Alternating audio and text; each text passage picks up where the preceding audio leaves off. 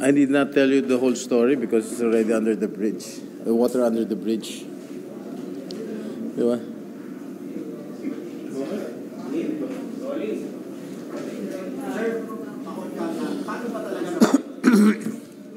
So, I need not tell the whole story because it's already water under the bridge.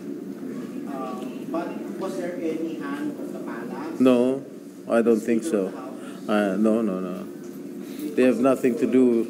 They have nothing to do with the change of leadership here in the Senate, as far as I'm concerned.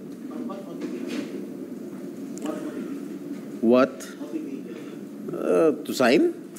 Well, I received a call from Senator Escudero 3 days ago before, 3 days ago. And he wanted to talk to me personally, so I agreed to talk to him. And he intimated to me that he was interested in the Senate presidency. And then, of course, I was asking a lot of questions, and I agreed.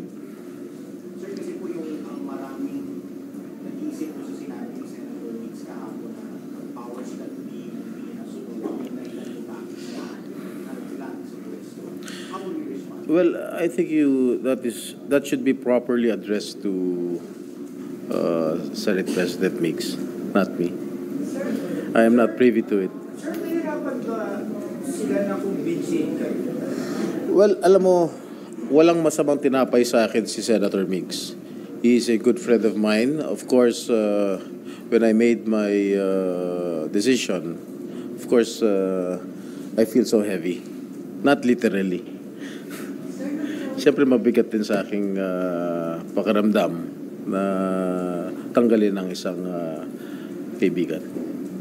Sir, sabi ni Senate President Escudero, hindi sila nung nakausap kayo ni Escudero, doon in-offer na kayo na maging Senate President? Well, in passing. But that was not one of the reasons why I signed. Yun nga, ang sabi ng mga senador, may mga concerns sa previous leadership, kaya parang hindi na nahirapan si Escudero na.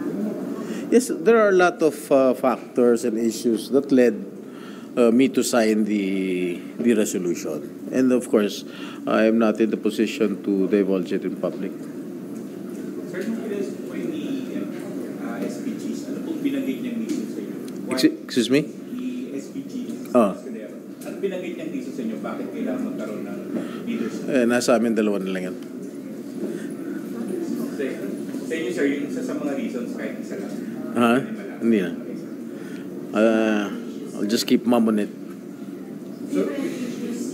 Well, there are several factors and issues that that I told you that cannot be divulged in public. Sir, hindi naman ito yung parang first time na may umupo. Previously, may kumuusap na rin sa inyo. Wala. The first time ko. Yes. Kayo yung may kinausap. Kayo yung may kinausap natin. Wala ako kinakausap. Sir, wala nang ipasok outside Senate. Walang outside forces. It is just among our colleagues here. Senator, how will you respond to concerns na baka nga gano'n na maapekto under the new leadership, baka maapektohan ng outside Malacanang, for example, itong Senate?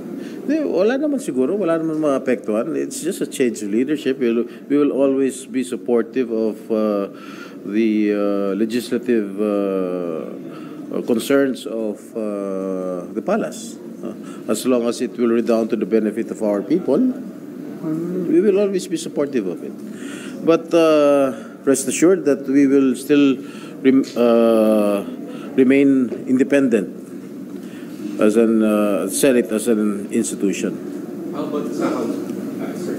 What will be your relationship sa House? Well, I hope our relationship between the Senate and the House of Representatives will be more,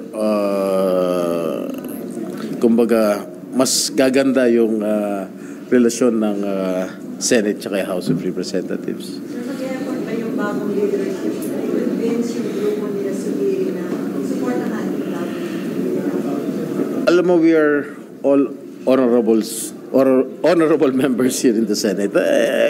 Palagi ko naman na they will be supportive naman. Hindi naman, basta